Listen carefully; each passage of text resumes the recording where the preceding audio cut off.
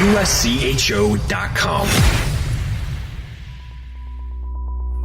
This is the USCHO Weekend Review podcast from U.S. College Hockey Online at USCHO.com. A look at this weekend in college hockey and a review of the top news of the week. Welcome to Weekend Review for Monday, March 8th. I'm Ed Trefzger alongside Jim Connelly. Well, let's start out, Jim, with the Big Ten. Wisconsin swept Michigan State and wrapped up the Big Ten regular season title. A couple of weeks ago, we were talking with Wisconsin beat reporter and our colleague at USCHO, Todd Molesky, about the improbable path Wisconsin had to be the league regular season champion, and somehow the Badgers pulled it off. Yeah, there wasn't any room for error for the Badgers, and they obviously didn't make any mistakes down the stretch, and they needed help. They were going to need Michigan to take at least a few points from Minnesota, and amazingly, it happened. I don't know that we all saw it that we didn't see the path maybe very clearly in front of us a few weeks ago, but here's Wisconsin, a team that I think they were in first place, tied for first place at some point way back at the beginning of the season. But for the most part, this has been a team that has been chasing the first place all season. And they've, as low as they got, they've found ways to bounce back and ends up on the last day of the season, the only day of the entire season that they were alone in first place.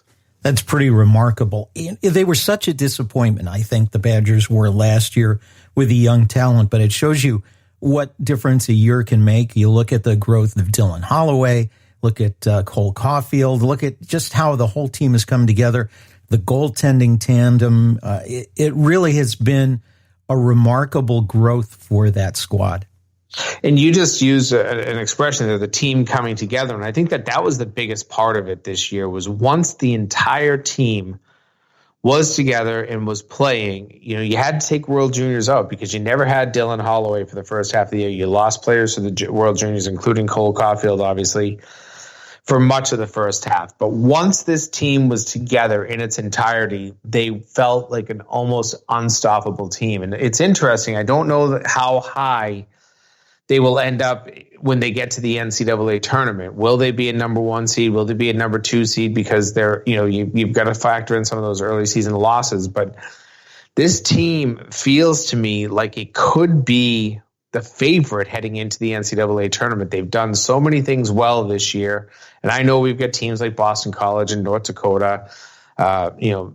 People might even want to say Minnesota's in there. But right now, the way that this team played in the second half of the season, you can put it up against any team in the nation. This was an unbelievable second half, and you have to think that the Badgers have some really high hopes for this NCAA tournament. Well, we're going to talk a little bit about the tournament later in the podcast, but you have to include Wisconsin, I think, in a group of 5 teams vying for those 4 top regional seeds. I think so. We mentioned those 3, throw in Minnesota State. I guess you can put those in as well. So that's a group of 5. And yeah, there'll be a tough decision there to make in terms of who are the top 4 seeds, the number 1 seeds in each region, if you will. But no doubt about it, Wisconsin has firmly placed themselves into the conversation for favorites going into this NCAA tournament. Well, let's turn to Hockey East, where another decision was made. Boston College defeated Northeastern. They clinched the top seed in Hockey East. They're not going to hand out hardware, but since Boston College already had the trophy from last year, they held it up and celebrated in the locker room. I liked that. To me, that was kind of a nice little touch. And, I wrote last week in my column that I thought the decision not to award a Hockey East championship, regular season championship, was the wrong one. And, it sounded like BC, and listen, BC has won so many trophies at, regular season, postseason.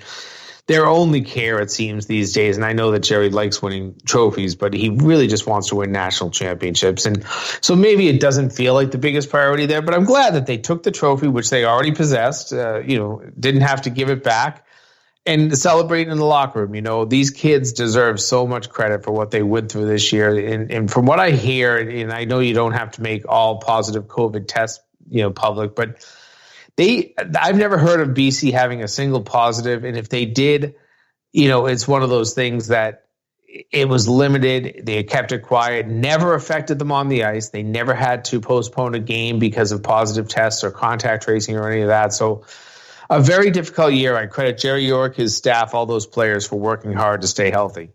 The Eagles haven't made as big a jump from worst to first as the Badgers. But over the past 2 seasons, they've come from what was sort of a down year for Boston College and have made steady progress. And here's another team that has come together. I agree. And it's at points there, maybe 3-4 years ago, we were saying, hey, is BC still getting the best players? Are they recruiting well? And I think that, if there was any rumblings that they might not have been playing well, I'm sure that staff, led by Jerry York, takes that personally. And they've done a great job of bringing in some great players. I look at it was really a young team. And their captain, Mark McLaughlin, he was phenomenal all year. But other than that, you look at Matt Boldy, Drew Hellison, some of the other players that were really successful players on that team. They're young and really young. I'm not talking about just because they're freshmen, but these are like freshmen that come in at 18 as opposed to some schools that are getting them at 20. I think that's a big difference maker sometimes, and that never was something that BC let bother them. And I love this team. I love the way they play hockey on the ice. They just seem to play the game the right way. They have a lot of speed. They have a lot of good systems and discipline to stay in their systems, and it works. So hats off to BC. Way to finish it off. They needed a win this weekend. Just a regulation win was going to clinch it for them, and they were able to pull that off. And you consider the unflappability of Spencer Knight in net. And as you look at the top teams, go down through like the top 10 teams in Division I this season, every one of those teams has at least one and sometimes two just outstanding netminders. You're not going to get very far without terrific goaltending, and certainly Boston College has got that. Yeah, I was looking at this year's Hockey East tournament, and if you are going to come from somewhere now toward the bottom, so say 5 and below, you would have to go through a UConn team with Tomas Vomachka. You'd have to go through a UMass team with both Philly Lindbergh and Matt Murray. You'd have to go through a BU team with Drew Comesso, who's been phenomenal since he's been able to play. And finally, you have Spencer Knight at the top. I mean, however you're doing it, whether you had a bye in the first round or whether you have to play a first round game and you've got to go through some of the best goaltenders in the country in Hockey East right now if you're going to win that postseason championship. It's a very tall task, and if you're trying to match up goaltender to goaltender against any of those 4 teams, it's a struggle. Well, it took overtime and a shootout for BU to grab the second seed by downing UMass Lowell in the shootout. This Boston University team was expected to be good, but in some sense, since they didn't start playing until January, it almost feels, at least from more of an outside view that I have of Hockey East, like they came out of nowhere. Well, they intended to start in early December. They got a COVID case right before their first game. That put them on pause. Then they had Christmas. They decided to let the players go home for Christmas. Once they came back, their campus rules were going to regulate that they were going to have another pause because you had to quarantine. So they finally got started, and they were the 51st of 51 teams playing this year to start their season. So they felt like they were behind the 8 ball, but then they started winning. And their first game out was rough. They got absolutely trounced by Providence, but they bounced back the next game, and then have played, I guess the word is consistent hockey, and they've done so at times without a lot of their lineup. They have had a lot of players out due to COVID, and those pauses for their seasons were long. You're talking guys who are out for 3 to 4 weeks at a time. And that's a long time to be missing some of your top players, including your goaltender, Drew Comesso. But I'm going to go back to the game against UMass Lowell on a Saturday. It was. I got to call that game, and I don't know that everything about BU at the top level. I guess their first 2 lines really strike me as solid. Their first 2 D pairs strike me as solid. But the best player in that game on Saturday undoubtedly was Drew Comesso. He is an unflappable goaltender. He still was beat and gave up 3 goals, but he's a very unflappable goaltender. I like the way that UMass Lowell played in that game. I've seen them a lot this year because I call their games. Maybe one of the best games they've played, but BU, because they have some guys that can finish, and they do have some high-end finishers, and then having such a good goaltender who just looks solid, I think that they're going to be a very tough team in the postseason. When we turn to the NCHC, things finally were decided over the weekend. St. Cloud State beating Minnesota Duluth. They wrap up second place. They're going to take on a Colorado College team that had its last two games wiped out because of COVID. Minnesota Duluth gets Western Michigan.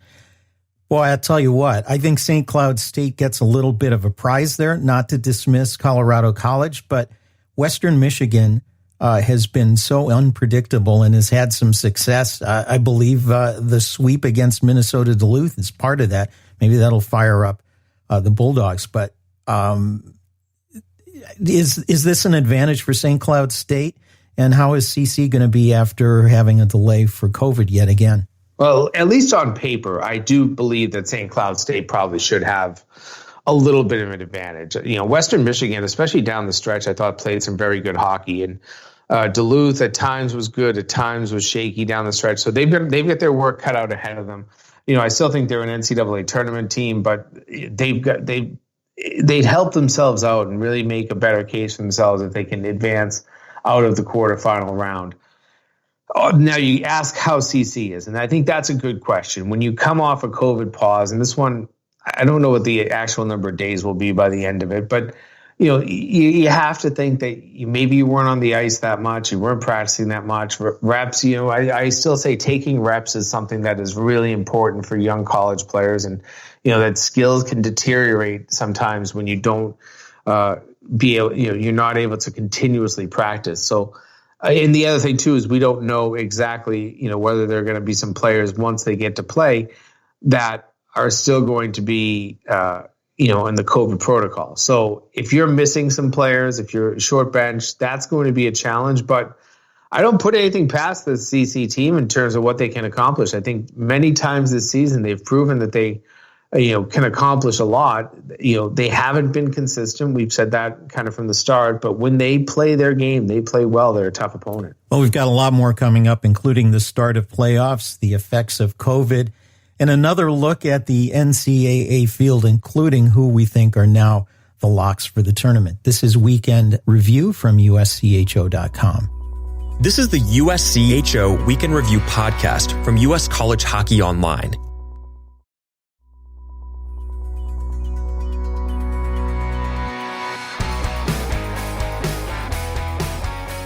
This is Weekend Review. I'm Ed Trefzger alongside Jim Connelly. A couple of teams have had their seasons ended before they could even start the playoffs, Holy Cross and Merrimack.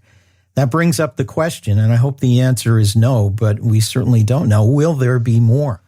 It's dangerous. We've talked about it before, and you don't know when suddenly a number of players, maybe at the same time, test positive. Then you have to go back to contact tracing. Who were they around? Teams are not practicing in small 5-7 team pods right now. They're practicing as teams. And if you've kind of been able to expose other players, then we're going to have to look at things a little bit more seriously. I have seen within the NCAA, their testing protocol is going to be robust. They will be testing every single day. And that really does help in terms of if you have, the potential to have, been contact traced to COVID, can you take a number of positive tests? I don't know the answer to this, but I'm just saying if you're testing every day, there are more opportunities to get negative tests before you have to play a game. So I do worry about it. I mean, this is something that concerns me. All these conference tournaments, there's some travel involved in some of these leagues. I do like what both the NCHC and the Big Ten are doing, putting the whole tournament in one city, and you kind of can not bubble because it's not really a bubble or a pod or whatever you want to call it, but you can at least limit the movement of your players and exposure of your players. And I think that's one of those things that becomes really important. But if this happens, that will be the travesty. If you have, say, a league championship game that gets forfeited because one of the teams, tests positive the morning of and they can't field a large enough team. Worse off, obviously, goes to the NCAA. Would it be a regional final or a national semifinal, or worse off, the championship game? So it's something now, especially now that we see teams, being affected already. Holy Cross and Merrimack both not going to participate in their conference tournaments because of COVID. So that is one of those things that it shakes me to the core, the thought that we could have an interruption of this sort. I guess it's a lot different than what we went through almost a year ago today, where it was the entire season, postseason tournaments, NCAA tournaments being wiped out. But it's still, you think about the fact that this could happen in a title game and just kind of shake your head and hope, fingers crossed, that it doesn't. Well, and one thing that is also outside the control of any of the schools or leagues or NCAA is state regulations. Both those teams from the Commonwealth of Massachusetts, where some of the COVID protocols are more stringent than other parts of the country. Is that part of this, do you think? I don't think in these cases that it was. I don't think it has been. I think most of the state has really been pressing on whether games are played in their state. And we look at the University of Maine, for example. Both the men's and the women's team played every single one of their games on the road this season. The state just said, hey, here we are, playoffs. Things are getting better. Go ahead and play your first round game this Wednesday against New Hampshire at home. So that's a positive step. But states have certainly had input. But I don't think in terms of whether or not you can actually get the game played has been impacted by the state. That has always been more a league protocol, league rules that teams have been having to follow. And you certainly don't want to see something like happened at the Division III level over the weekend. Utica College hosting Elmira. A couple of the better and more prominent Division III programs got 2 periods in, got testing back for Utica, found out one of their players had tested positive. They delayed for about 45 minutes during the second intermission and finally suspended the game. It's kind of crazy, and I get it. We're a year later, and we're nowhere. I'm not going to say we're nowhere in a better position. We're in a much better position, but we're still in a position where this disease, this virus, is so rampant, and people are beginning to think that we're all better because there's a vaccine. But you're still talking about just a small percent of the entire country and a small percent in each state that have actually been vaccinated. So. It's still here, in that this is the weird facts that we're going to have to continuously face until we have a large portion of this country vaccinated. And obviously, it's not going to be this hockey season. It's going to be next hockey season. I'm hoping by September, October, we're getting back to normal. Well, getting underway today are the playoffs in Atlantic hockey, with Holy Cross not playing. It's down to 10 teams, and Holy Cross was supposed to take on Sacred Heart. Sacred Heart gets a bye. That game goes into the record books as not having ever existed. It's not, as was erroneously reported elsewhere, as a forfeit. I did check with the league office on that. It's just like any other canceled game. It's not there. So there's a first round today and tomorrow to play 4 teams down to 2. Air Force is at Bentley, and then tomorrow Niagara at Mercyhurst. Atlantic hockey is one of the leagues that is trying to stick with a normal format. This is a single round elimination, then best of 3 quarterfinals on the weekend, and then a final 4 at the highest seed. These playoffs have some postseason implications, and we'll get into that a little bit.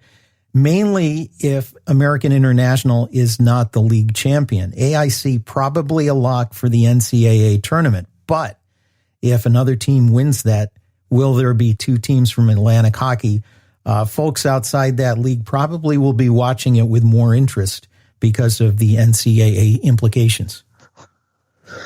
I certainly, I think it's one of those things that if you're kind of on the bubble, you're always looking at each league, each and every league, and saying, oh, please don't have an upset. Please have a team that's already kind of a lock win that tournament so that we don't get another team in and that thus take away a bubble spot. And in past years, I don't think that we've talked about that in the Atlantic hockey that often. Only once before has there been 2 teams getting in from that conference. This year, you said a lock. I think that AIC is a lock. I think that they should be in no matter what. 13-3. The worst they finished is 13-4. That's a darn good record, and they've played the schedule that was in front of them, and that's one of those things you just have to kind of come to grips with. The same thing goes for Boston University. People say they're in a more difficult league, but they're 10-3-1 right now. This is a team that basically AIC has a very similar record. So I think that they should be in the tournament, in my opinion.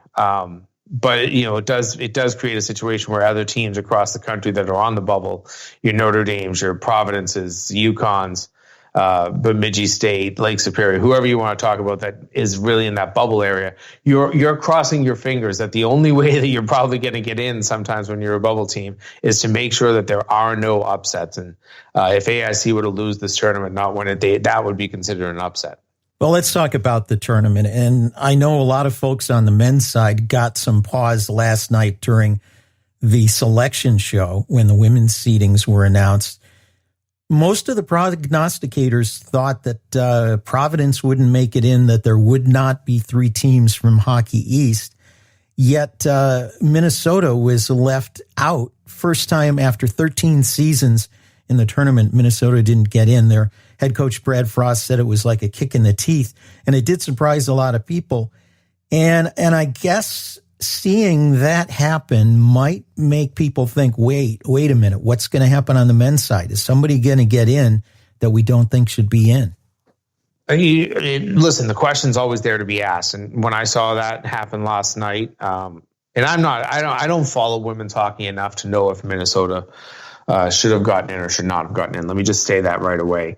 But some people were saying there's an Eastern bias. Maybe there is. When you look at the committee, I know that Syracuse is probably technically considered a Western team, but you throw Syracuse as one of the committee members in there, and everybody else except for Josh Burlow, who's the athletic director at Minnesota Duluth, are Eastern representatives, if you will. The men's committee is a little bit better balanced. You have 3 from the East, 3 from the West, and you have the coaches in, which is going to comprise this advisory council, and there's 3 from the East and 3 from the West again. So I feel like the representation is a little bit better, but I'm not even going to say that there was any issues on the women's side. It just, I think perception sometimes gets into that where you're trying to compare, whether Minnesota should have been in or maybe Providence maybe not gotten in. I've heard BC as a team that people throw out, they shouldn't have gotten in. I don't know. People have said Minnesota Duluth shouldn't have gotten in. And listen, if you've seen the Twitter video by now that was taken from their locker room, I love the excitement. That is something that the pairwise is absolutely eliminated, unfortunately, over time, because everybody kind of knows whether they were in or not before the selection show. There was an unbelievable reaction in Duluth, Minnesota when they got in. But I am going to stick with my guns and say that the men's committee will get it right. They'll be fair. Will there be teams that are upset? Of course there will be. But I think for the most part, I'm okay with what's happening on the men's side. They've prepared. They have put out a plan. They've made the plan public. I'm not going to say too much on the negative for the men's side. Well, why don't we take a look at who are the locks going into it? We've talked a lot in the last couple of episodes about the NCAA tournament. Let's go league by league. I think we would both agree Atlantic Hockey, AIC.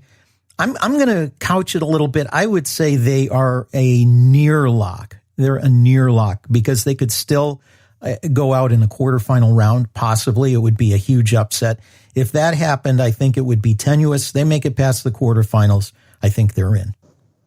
I think I agree with you there. I think that heads might turn if they lose in the quarterfinal rounds, and that's one of those situations if you're AIC, you don't want to put yourself in. You need to get through that first game. But I still say that their record alone should have them in. But I agree with you there that, losing in the first round would not be a positive. They would either play Air Force or Bentley, I believe, in that quarterfinal round. In the Big Ten, Wisconsin, Minnesota, Michigan, they all seem like they're in. Wisconsin, I would say, is the lockiest lock of that group.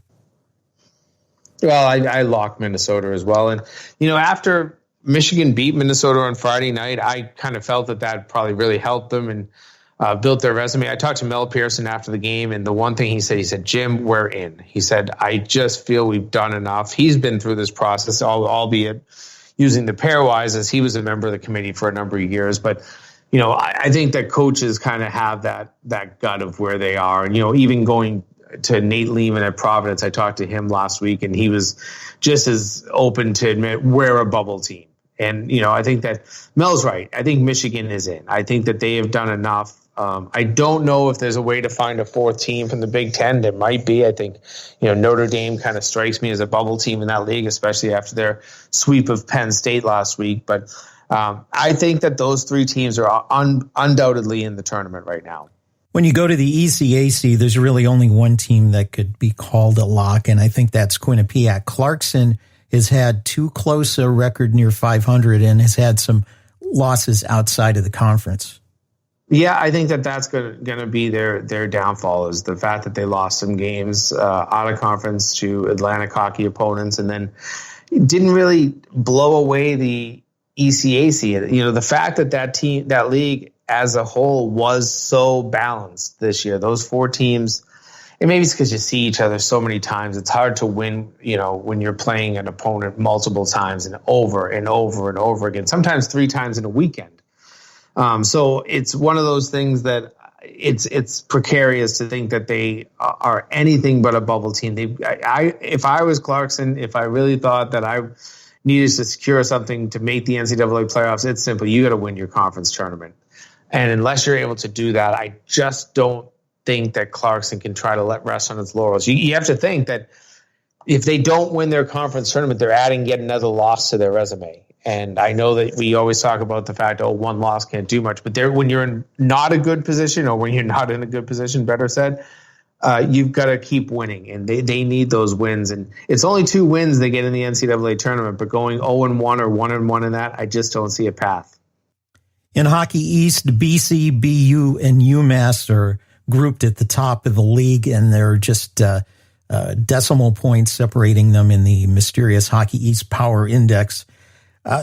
You consider those 3 to be locks. I think you're right on that. What would it take to bump one of those out of being a lock? Probably, you know what? It's really hard for me to bump any of those 3.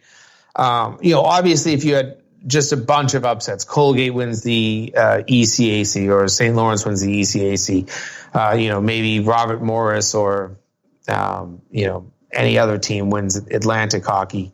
You have one of your bottom 4 teams, the NCHC, win, and then, possibly maybe Lake Superior wins the WCHA. Now you've got a bunch of upsets, and now you're going to have to start eliminating some of these lock teams that we're talking about. And I'm probably not properly using the word locks. I used to only use the word lock when I was talking about teams that entered the tournament in the top 10, and then there was 6, the possibility of 6 automatic qualifiers that could take those final 6 spots. But this year I'm trying to kind of just really talk about teams that should be in, barring a bunch of upsets. So I look at those 3 Hockey East teams. I mean, BU has gone past UMass barely, and BC is just above BU. All 3 of those teams should be in pretty good shape. I don't think that there's a 4th team that is even close to in good shape. Both UConn and Providence in that league, I think, good teams, played tough schedules, but the inconsistency,